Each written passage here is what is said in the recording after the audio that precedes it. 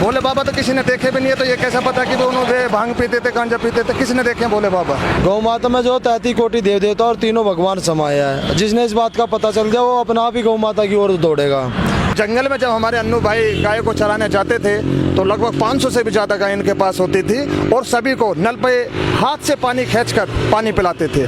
मेरा नाम है जयप्रकाश, आप देख रहे हैं अपनी वार्ता। विगत कई वर्षों से आपको लगातार कांवड़ यात्रा का कवरेज दिखाते हुए आ रहे हैं और 2025 की कांवड़ यात्रा का शुभारंभ हो चुका है। 2025 की सबसे पहली और सबसे विशाल कांवड़ जा रही है और जिनके संरक्षण में, जिनके देख रेख में कांवड़ जाते रहते हैं त्यागी गुरु जी जो हमारे साथ में है। आपको हर एक वीडियो में, रील में जगह जगह मिल जाएंगे। तो क्यों ना उनसे शुरुआत करते हैं कि इस वर्ष क्या खास है और किस उद्देश्य से पहली कांवड़ उठी। तो बम बम बोले गुरु जी। हर हर महादेव, जय श्री राम, जय गौ माता। जय गौ माता। महाराज आप सबके गुरु जी हैं, सब लोग आपको गुरु जी बोलते हैं, हमने सुना है। सबका इतना प्रेम है, आप सबका इतना स्नेह है। तो ये पहली कांवड़ उठी है, किस उद्देश्य के साथ आपने पहली कांवड़ उठवाई? हमारा उद्देश्य हमारी पृथ्वी कांवड़ गौ माता को, राष्ट्र माता का अधिकार मिले, इस उद्देश्य से हमारी कांवड़ उठती है जी। ये कब उठी है और कब तक जाएगी इसके बारे में? ये 6 मई को हमारी कांवड़ आरंभ हुई है और 23 जुलाई का जल है। तो लगभग 77 दिन की यात्रा है। तो उस यात्रा को तय करने के बाद हमारे अन्नू भाई जिन्होंने 201 किलोग्राम की कांवड़ अपने कंधों पर उठाई हुई है हरिद्वार हर की पौड़ी से, और अपने ग्राम ग्रेटर नोएडा खेड़ी बनोता जाकर मंदिर पर जल अभिषेक करेंगे और बाबा से प्रार्थना कर कर आए हैं, अपना संकल्प लेकर चले हैं कि हमारी गौ माता को राष्ट्र माता का अधिकार दे। जो हमारे देश की सरकार है, हमारे देश के उच्च अधिकारी हैं उच्च लेवल के, उनकी बुद्धि को ऐसा करे कि वो ऑटोमेटिक अपना आप ही गौ माता को राष्ट्र माता का अधिकार दे। हाँ, तो ये मतलब उनकी बुद्धि का संतुलन सही हो, गौ माता को राष्ट्र माता का उद्देश्य दे सके, इस उद्देश्य से भगवान भोलेनाथ से प्रार्थना करने हो। तो आप लोगों ने कांवड़ उठाई पूरी? जी जी, उसी के साथ जो डेली अभिषेक भी हो रहा है, हम डेली अभिषेक है। एक ब्राह्मण हमारे साथ हैं जो पुजारी हैं मंदिर के, और साथ हमारे चल रहे हैं 77 दिन की यात्रा पूरे हमारे साथ रहेंगे। अच्छा, एक प्रश्न बहुत बड़ा बनता है कि जब आप कांवड़ उठाते हो, खैर बहुत सारे युवा हैं, तो कई लोग मन में होता है क्या कांवड़ से गौ माता को राष्ट्रीय अध्यक्ष बना दिया जाएगा, कांवड़ से क्या होने वाला? तो ये क्या मतलब, थोड़ा बताना, लोगों को बताना। यह एक तपस्या है, यह सिर्फ एक कांवड़ यात्रा नहीं है। भगवान परशुराम जी के पिता के कहने पर भगवान परशुराम जी ने अपनी माता का शीश धड़ से अलग कर दिया था। उन्होंने भगवान शिव की तपस्या की और तपस्या करने के बाद बाबा ने उन्हें दर्शन दिए और उनसे कहा कि इस पाप से मुक्त होने के लिए आप गढ़ मुक्तेश्वर से कांवड़ बने और उसके बाद उसे पूरा महादेव आकर शिवालय पर जल अभिषेक करें। उसके बाद आप इस पाप से मुक्त हो जाएंगे। तो इसी प्रकार हमारी गौ माता को भी शराब मिला हुआ है, तो उस शराब से हमारी गौ माता मुक्त हो, यह यात्रा उस उद्देश्य से चल रही है। तो कांवड़ यात्रा भी तभी से शुरू हो रही जब से परशुराम जी ने शुरू किया? हाँ जी, हाँ जी। प्रथम जो हमारे परशुराम बाबा ही कांवड़ को लेकर आए थे और तभी से ही इसकी रीत चली हुई है। हाँ जी। तो हम बाकी भाइयों से भी बात करते हैं। हमारे पहलवान, हाँ, हमारे साथ में कमल भोले हैं जो कि 51 लीटर जल लेकर गए थे हरिद्वार हर की पौड़ी से श्री महाकालेश्वर जाकर जल अभिषेक किया था। लगभग यह 93 दिन की यात्रा और 1100 किलोमीटर की यात्रा थी जी। हमारे कमल भोले जो कि पानीपत रईसपुर गाँव से हैं। हमारे अन्नू भाई जो कि ग्रेटर नोएडा खेड़ी बनोता गाँव से है। इनकी पहली जो कांवड़ थी वो 111 किलो की थी। यह जो कांवड़ है 201 किलो की कांवड़ है। 201 किलो? जी जी। और भाई जी पीछे? हाँ, हमारे भाई जी ये हैं और हमारे भाई जी हैं फरीदाबाद से। हाँ। यह 151 लीटर जल लेकर चल रहे थे, लेकिन मैंने इनको मना किया क्योंकि इनकी पहली बार कांवड़ है। हाँ। आप ये पहली बार कांवड़ यात्रा कर रहे हैं तो इनका वेट मैंने कम कराया। हालांकि प्रैक्टिस इन्होंने 150 और 160 से की थी। अच्छा। हाँ जी। और हमारे भोले हैं सौरभ भोले, हाँ। जो कि 121 की इच्छा थी इनकी, लेकिन मैंने इनका कम कराकर 111 लीटर जल इनकी कांवड़ में भरा है। हम थोड़ा पहलवान जी से बात करते हैं। मतलब मन में कहाँ से विचार आया पहलवान जी की कांवड़ ले जाए जो इतनी भारी 201 किलो, मतलब एक मायने रखी जाती है?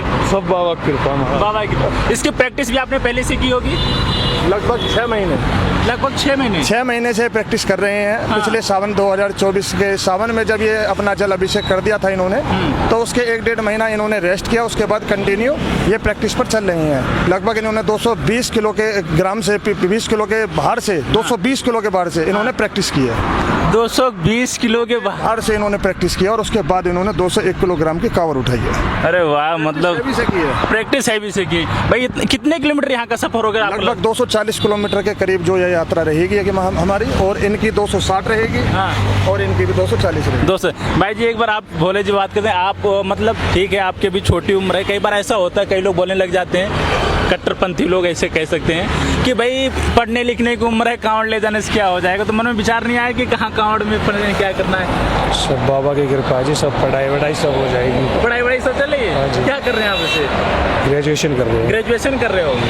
बिल्कुल सही बात है, ग्रेजुएशन कर करके अगर कांवड़ ले जाना है तो सोचने वाली बात नहीं। कई लोगों का ऐसा विचार रहता है कि कोई काम नहीं हुआ तो कांवड़ उठा लिया, ऐसा है? जितने भी कांवड़ उठा रहे हैं सभी पढ़े लिखे हैं और अच्छी पोस्ट पर हैं। बहुत भाई तो ऐसे हैं, और हमारे जो अन्नू भाई हैं हाँ। ये गौ सेवक हैं, बचपन से ही गौ माता की सेवा करते आए हैं। अब से कुछ समय पहले जब बिजली गांव में समय पर नहीं थी और सुविधा नहीं थी समरसेबल की या फिर नलों की, तो जंगल में जब हमारे अन्नू भाई गाय को चराने जाते थे तो लगभग 500 से भी ज़्यादा गाय इनके पास होती थी, और सभी को नल पे हाथ से पानी खींचकर पानी पिलाते थे। एक कुंड बड़ा सा बनाकर फावले से खोदकर, और उसका नल का पानी उसमें जाता था और ये खींचते रहते थे, गैया पानी पीती रहती थी। क्या बात है, मतलब गौ माता की ये यंगेस्ट हैं, कुश्ती वगैरह करते हैं क्या? नहीं भैया, हाँ। सब घर में और गौ माता की सेवा करते हैं। अपना हॉस्पिटल है गौ माता का, वो चलाते हैं। हॉस्पिटल गौ माता का चलाते हैं? जो टूट फूट हो जाती है हमारा गाय, एक्सीडेंट वगैरह हो जाता है, बाला वाला कोई मार देता है, या वैसे कीड़े वेड़े कैसे ही किसी प्रकार तार में कट के हो जाते हैं, उसको रेस्क्यू करते हैं और अपने हॉस्पिटल में लाते हैं, इलाज करते हैं। फ्री वो पोस्ट है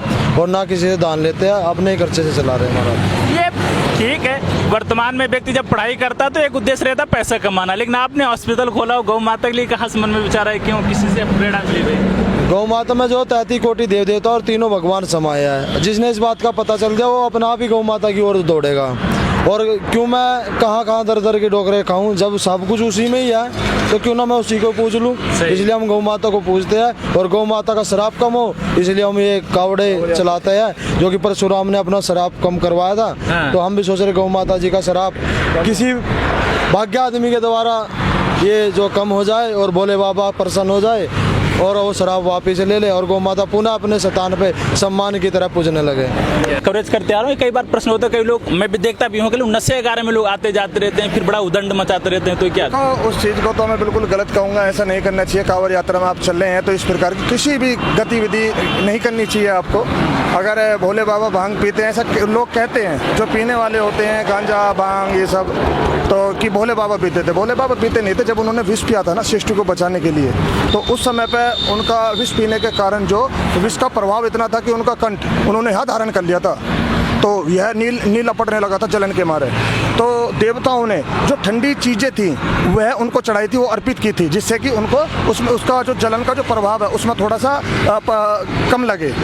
तो वो चीज़ें शिवालय पर अभिषेक होती हैं, बेलपत्र, धतूरा और गन्ने का रस, दही, शहद, बहुत सारी चीज़ें जो ठंडी हैं, तो वो उसके प्रभाव को कम करने के लिए।